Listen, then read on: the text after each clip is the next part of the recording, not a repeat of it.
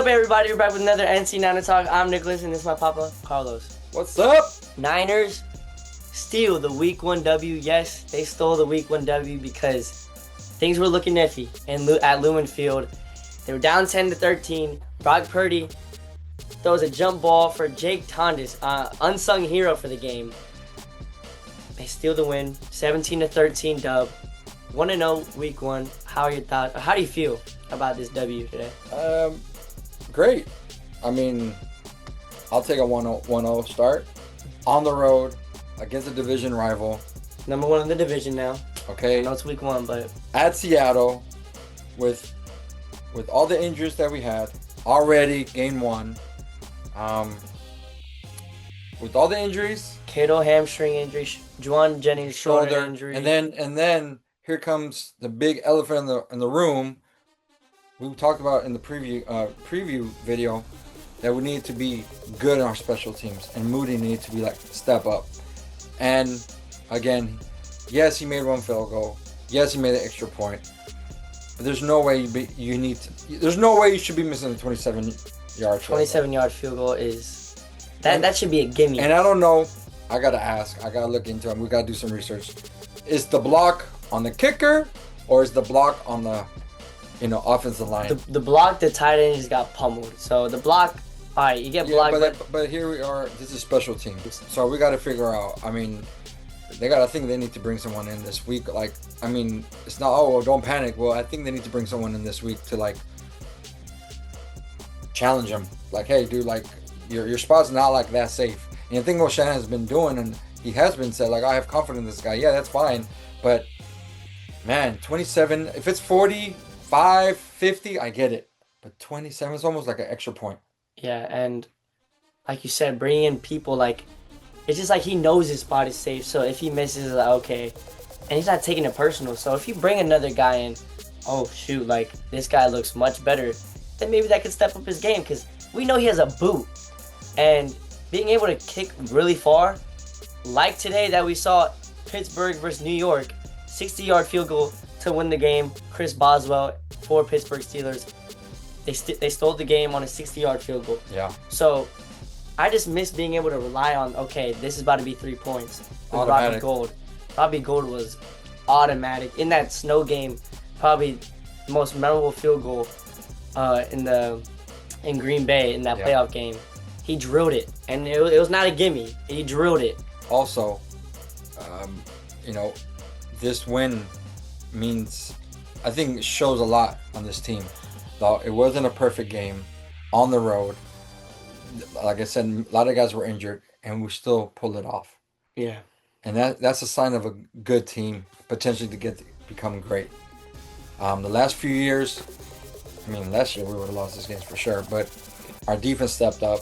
Our defense played pretty solid the whole game, allowing only 13 points. Well, 10 points until the end, but pretty much held them to 10 points pretty much the whole game until the last field goal. Yeah, and we pretty much shut down their run. Zach Charbonnet had less than 50 yards. And last year that was our biggest problem. Yeah, Kenneth Walker had 20 yards on 10 carries. Not stopping the run.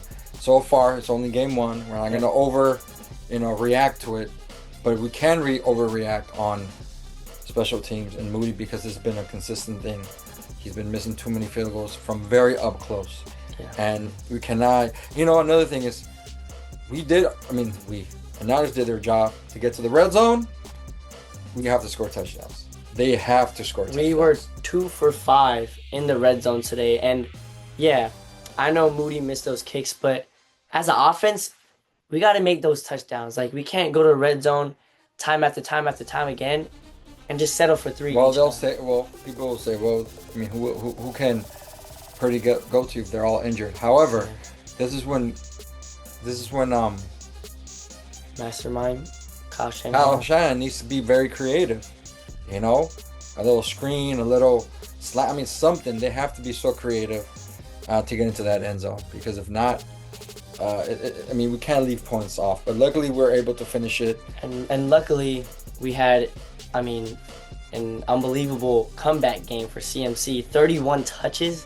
We don't want that anyways for the whole year, but man, it happened today, and he really saved the offense today, because when Purdy was stuck, he was able to get it down to CMC. And yeah, like we said, we don't want CMC to have 31 touches. He had 22 rushes, 9 receptions, and he had like 160 purpose yards. Yeah. Like, He did- yes, he we does love everything. the game he just had, but we need to conserve him also. Because wish- we have wish- to look at the bigger I picture. wish they used Robinson, but I think they're gonna probably use him a little bit more throughout the year. It's just a lot of things happened today. There's a lot of good things that came out of this game for fans. Let's not like overreact today. Let's take this win on the road with the injuries, with the turnovers. Yeah. I think Purdy was just trying to force something. I think he'll learn from this.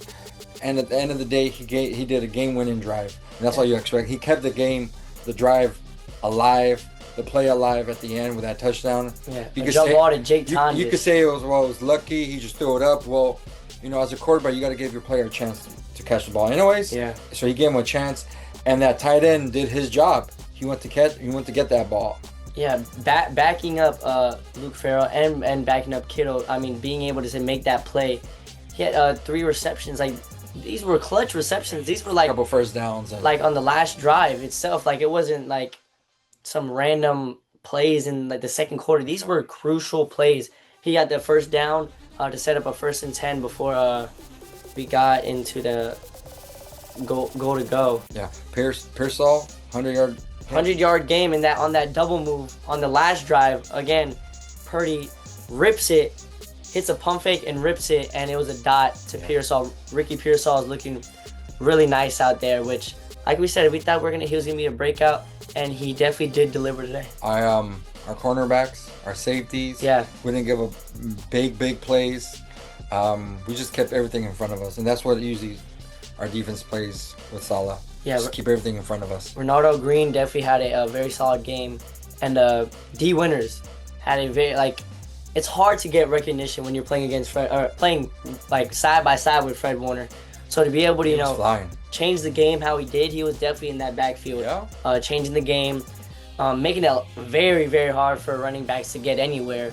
And he was seeing what was going on in front of him, and to have him and Fred Warner being able to do that is very crucial for this defense. Yeah. Great win.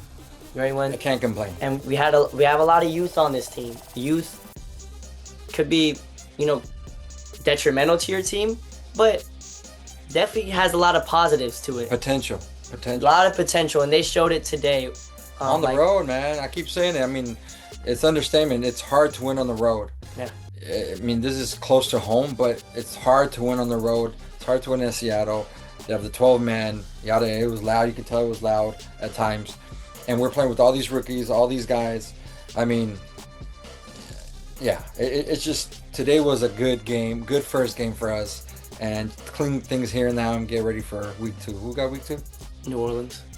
New Orleans. Yeah. Brock Purdy threw 2 touchdown passes today, 26 of 35, almost 300 yards. And this is the first time for the Niners since 2011 where 2 different tight ends got a touchdown reception in a game. I'm glad Shanahan used Kittle, because Kittle's a mismatch against anybody. Yeah, and we definitely missed down those, short downs where, we needed a play, and Kittle wasn't there on the field, so it was tough.